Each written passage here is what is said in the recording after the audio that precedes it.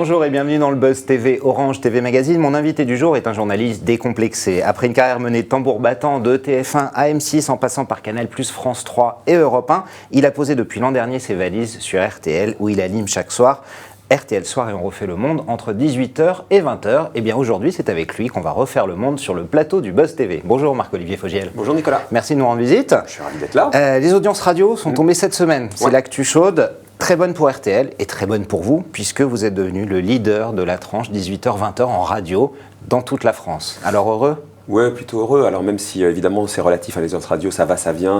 Mais bon, je vais pas faire celui qui est pas heureux d'être leader. Oui, évidemment, je suis content parce que historiquement, c'est France Inter qui, le soir, est leader, parce que voilà, c'est dans les gènes, dans l'ADN d'Inter que je connais bien, pour y avoir travaillé 5 ans, et j'ai également adoré cette maison. Et qu'RTL devienne leader le soir, ce n'était pas arrivé depuis 7 ans. Et le fait d'être leader avec RTL Soir, ça ravit toute la rédaction, puisque c'est le travail d'une rédaction, évidemment, que j'ai la chance d'incarner. Qu'est-ce que vous avez trouvé sur RTL pour être aussi épanoui ? C'est vous, c'est la formule de RTL Soir dont on fait le monde, c'est votre équipe, on le rappelle, vous avez des chroniqueurs de Ménec, Lescure, Dacier, Pulvar, Parisot, Bilalion, enfin, vous avez une bande assez incroyable autour de vous. C'est ce qui vous épanouit, ce show d'infos le soir, en fait ? Ouais, moi j'aime ce que je fais. J'aime baigner dans une rédaction toute la journée pour essayer le soir de proposer la meilleure tranche d'infos avec des angles, bien éditer l'info, être sur les bons sujets, avoir les bons témoignages. Voilà, c'est ce qui me fait vibrer. Donc j'aime ça, simplement. J'aime cette journée passée dans une rédaction avec quand les otages sont libérés il y a 15 jours, 3 semaines, à 17h58, on se pose en studio avec évidemment 2 heures d'infos conçues, avec tout ce qui faisait l'actualité à ce moment-là, et puis paf, l'urgent qui tombe, les otages libérés, on prend ses feuilles, on les met à la poubelle.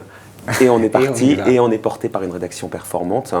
Je suis dans mon élément, quoi. J'aime faire ça, et puis j'aime bien sentir les bons sujets, les faire monter assez haut dans le journal. Enfin voilà, j'aime bien ce travail collectif dans une rédaction. Il y a 3 semaines dans TV Magazine, vous déclariez ne pas écarter l'idée éventuelle d'un retour à la télé. C'est une info, une intox, c'est quelque chose à laquelle vous réfléchissez, Marco ? En fait, pour vous dire les choses clairement, jusqu'à là, j'ai toujours écarté toutes les propositions qu'on avait pu me faire, simplement parce que j'avais pas l'appétit pour ça. J'avais pas quitté la télévision il y a 5 ans pour y revenir pour de mauvaises raisons. Et à chaque fois qu'on me sollicitait, on me demandait de réfléchir à quelque chose, je n'avais pas l'appétit, ça ne m'intéressait pas. Là, depuis quelques temps où j'ai la chance qu'on me repropose des choses, je m'aperçois que l'appétit revient. Je commence à avoir des idées, je crois avoir même une idée un peu précise de quelque chose qui pourrait me brancher, je crois avoir trouvé une mécanique de quelque chose. Donc je sais pas du tout autour de l'info aussi ou autour pas ? de l'info, oui, parce qu'aujourd'hui c'est vraiment mon plaisir, mon ADN et ce que j'aime faire. Je me dis pas du tout, il faut que je revienne à la télévision. Ce que je fais à la radio m'épanouit et plus que ça. Mais je m'aperçois que l'appétit est revenu. Voilà, je me dis oui. Avant, je l'écartais avant même d'y réfléchir. Aujourd'hui, en y réfléchissant, je m'aperçois que j'ai des idées, que l'appétit est là, et je me donc dis pourquoi pas. Mais il n'y a aucune urgence, et encore une fois, ce que je fais aujourd'hui me nourrit, quoi. J'ai aucun manque de rien. Je m'aperçois simplement que cet appétit, que je croyais d'ailleurs définitivement disparu, je m'aperçois qu'il ne l'est pas.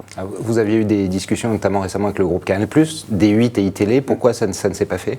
Pour les raisons que je vous dis, parce que j'avais pas d'envie particulière de bouger. J'étais très heureux dans ce que je fais à RTL, et donc je vais pas bouger pour bouger. Voilà, donc ça s'est pas fait, non pas que ça ne m'intéressait pas en soi, mais ce que je fais à RTL me comble surtout. Puis je travaille dans une rédaction avec des gens qui m'intéressent. L'accès de France 2, de Sophia Aram, on l'a proposé à tout le PAF, vous aussi ?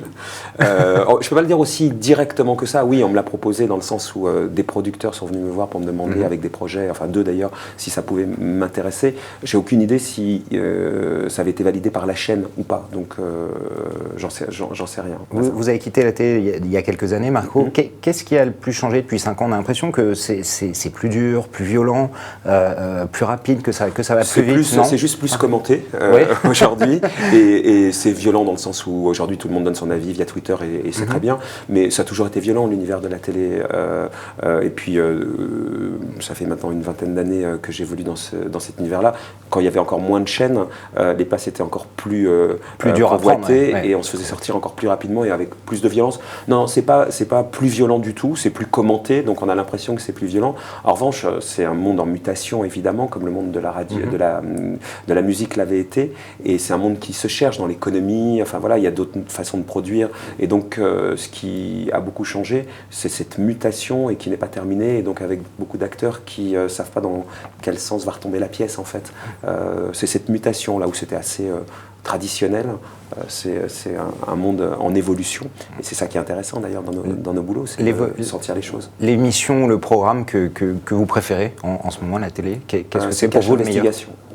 Élise Lucet. Ouais, je trouve que c'est aussi bien sur le fond que sur la forme, c'est intéressant, novateur. Élise est très bonne, les équipes qui l'accompagnent en production justement, et les enquêteurs sont excellents. C'est Cache Investigation, je trouve ça vraiment un très bon programme. Vous n'êtes plus à la télé, mais vos ennemis, c'est toujours les mêmes? Jean-Jacques Bourdin, Thierry Ardisson, ou c'est marrant parce qu'on me ressort ça? Non, franchement, Thierry Ardisson, il y a eu une guéguerre ridicule qu'il a longtemps entretenue, et moi je vais essayer toujours d'esquiver. C'est pas mon ennemi, j'ai juste je n'ai rien à en dire, quoi.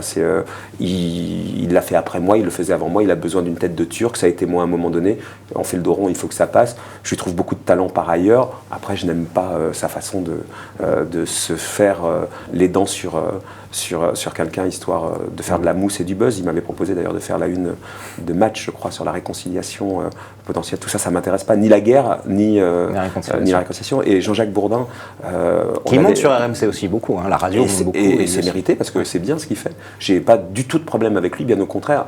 Je lui avais répondu par tweet à l'époque parce qu'il avait provoqué la rédaction d'Europe 1 quand j'y étais sur un sujet bien précis. Donc je lui avais répondu et ça a été devenu évidemment ce qu'on appelle un clash tweet. J'avais trouvé ça super drôle pour un tweet machin. Mais voilà, je n'avais pas aimé sa façon de prendre à partie la rédaction d'Europe 1 et donc me sentant pas directement visé, mais aimant beaucoup les gens qui fabriquaient avec beaucoup de difficulté l'info à Europe, j'avais pris leur défense en lui répondant. Mais ça n'enlève rien à ses qualités journalistiques, bien au contraire. Merci beaucoup Marco. Pour terminer, on passe à notre séquence sucré-salé. Super. Vous avez deux propositions et vous faites un choix. Vous êtes plutôt Antoine Decaune ou Cyril Hanouna en Access? Alors, je suis en face en fait, donc à la radio, donc je ne regarde ni l'un ni l'autre. Vous les avez regardés un petit peu? Sincèrement, j'ai très rapidement, mais je connaissais évidemment ce qu'ils font. Moi, j'aime beaucoup Cyril dans la vie, voilà, depuis longtemps. Donc, je ne parle pas de leur programme, mais j'aime bien le gars Cyril Hanouna, en fait. C'est à vous, version Lapix, ou Jusqu'ici tout va bien de Sophia Aram? Plutôt Anne-Sophie Lapix, et c'est à vous. Mais bon, je ne veux pas tirer sur une ambulance parce que la pauvre Sophia Aram, voilà, elle a essayé, ça n'a pas marché. C'est la vie de la télé, mais bon voilà, mais je préfère évidemment, d'autant que Pierre-Antoine Capton qui produit a travaillé longtemps avec moi et donc je trouve qu'il a bien mené sa route.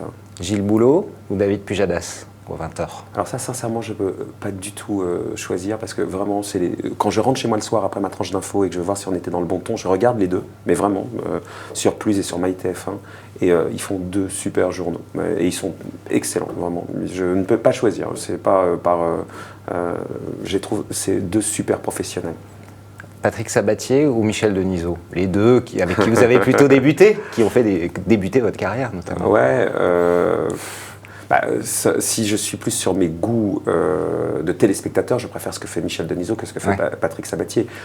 Donc si je réponds en tant que téléspectateur, je préfère l'univers de Michel Denisot à celui de Patrick Sabatier, même s'il fait très bien ce qu'il fait, qu'il m'a appris énormément de chance et il a eu vraiment, il faut toujours quelqu'un qui vous met le pied à l'étrier et c'est lui qui m'a mis le pied à l'étrier et je lui serai éternellement reconnaissant. Merci beaucoup Marco, merci d'être venu. Je rappelle qu'on vous retrouve du lundi au vendredi sur RTL. Lundi au jeudi. Du lundi au jeudi, c'est vrai, le vendredi vous êtes week-end, comme aujourd'hui, de 18h à 20h, RTL Soir, et on refait le monde, nouvelle tranche leader de la radio en France à cette heure-là.